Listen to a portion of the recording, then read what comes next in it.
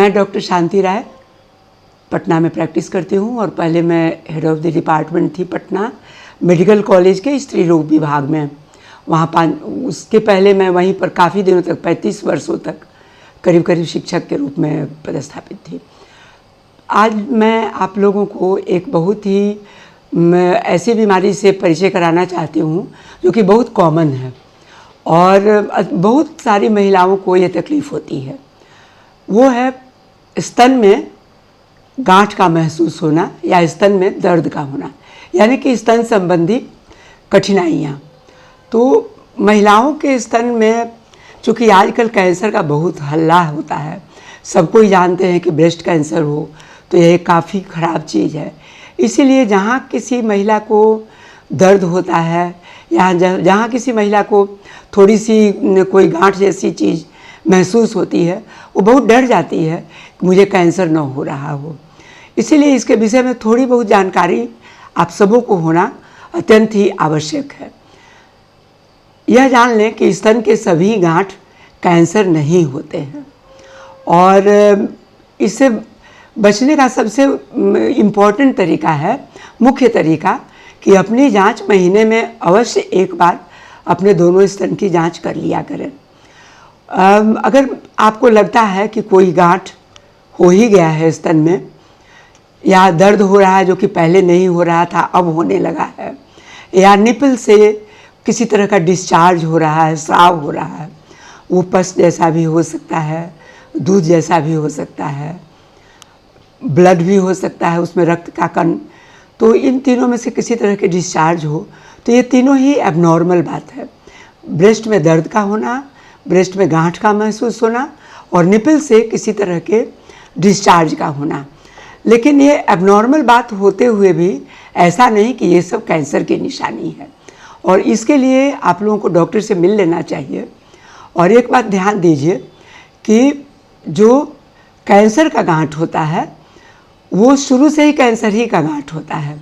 ऐसा नहीं कि कोई गांठ पहले नॉन कैंसर था, दूसरे तरह का था और अब उसमें कैंसर हो गया, ऐसी बात नहीं है। इसलिए कोई गांठ होने पर सबसे पहले पहचानना होता है कि ये गांठ कैसा है, कैंसर है कि नॉन कैंसर है। इसके लिए डॉक्टर से मिलना आवश्यक है। कैंसर वाला गांठ काफ़ी कड़ा होता है, वो फिक्स रहता है, वो घूमता नहीं है, छूने पर उसको आप इधर से उधर घुमा नहीं पाते हैं। चमड़ा वहाँ का बिल्कुल ही फ्री रहता है, चमड़ा उसके ऊपर से आप इधर उधर घसका सकते हैं। तो ये होता है नॉन कैंसर वाला गांठ। कैंसर वाला गांठ अधिकतर अस्थिर हो जाता है, वो गांठ को भी अगर आप हिलाएंगी तो नहीं हिलेगा, वो वहीं रहेगा और उसके ऊपर का चमड़ा है वो भी उसके ऊपर फिक्स हो जाता है। कभी कभी उसमें से घाव भी हो जाता है उसके ऊपर और उसमें से डिस्चार्ज भी होने लगता है। लेकिन ये सब तो डिस्चार्ज वगैरह तो बाद में होता है। किसी भी गांठ के होने पर पहले डॉक्टर से मिलना है। डॉक्टर उसकी जांच करके देखते हैं कि उसमें कैंसर की संभावना है कि नहीं। और दूसरी जांच जो कि बहुत ज़रूरी है देखने के साथ साथ ही, वो है उसका रेडियोलॉजी से जांच करना, या तो अल्ट्रासाउंड या मैमोग्राफी, दोनों में से कोई भी किया जाता है। अल्ट्रासाउंड से पता चलता है कि वो गांठ किस तरह का है, उसमें पानी भरा हुआ है कि वो ठोस है, और मैमोग्राफी से पता चलता है कि वो कैंसर है कि केवल उसमें इन्फेक्शन है कि वो नॉन कैंसर वाला गांठ है, किस तरह का गांठ है वो काफ़ी हद तक मैमोग्राफी में पता चल जाता है। लेकिन ये आप जान लीजिए कि केवल डॉक्टर के देख लेने और मैमोग्राफी कर लेने से ही कैंसर की पहचान नहीं होती है। अगर कैंसर की थोड़ी भी शंका लगती है तो साथ साथ में तीसरी जांच भी आवश्यक होती है और वो होती है बायोप्सी की जांच। बायोप्सी किया जाता है कोर बायोप्सी लेकर के, जिसमें उस गांठ के भीतर से छोटे छोटे टुकड़े, बहुत हल्के हल्के मांस, जो जिसमें छोटे छोटे मांस के टुकड़े होते हैं, उनको निकाला जाता है और निकाल करके उनका माइक्रोस्कोप से जांच करके विधिवत देखा जाता है कि उसमें कैंसर की संभावना है कि नहीं है। तो इन तीनों जांचों को करने के बाद ही 100% पता लग पाता है कि उस महिला को कैंसर है कि नहीं है। अगर कैंसर की आशंका होती है तो फिर उसे कैंसर के अस्पताल में जाकर और पूरी तरह से उसकी चिकित्सा करानी पड़ती है, जिसमें कि बड़ा ऑपरेशन के द्वारा उस गांठ को ख़त्म करना, काफ़ी बड़ा ऑपरेशन, एक्सटेंसिव ऑपरेशन कभी कभी करना पड़ता है। इसके अलावा कीमोथेरेपी करनी होती है और कुछ लोगों को रेडियोथेरेपी करनी होती है। लेकिन ऐसा बहुत कम लोगों का होता है कि जिनको कैंसर निकले।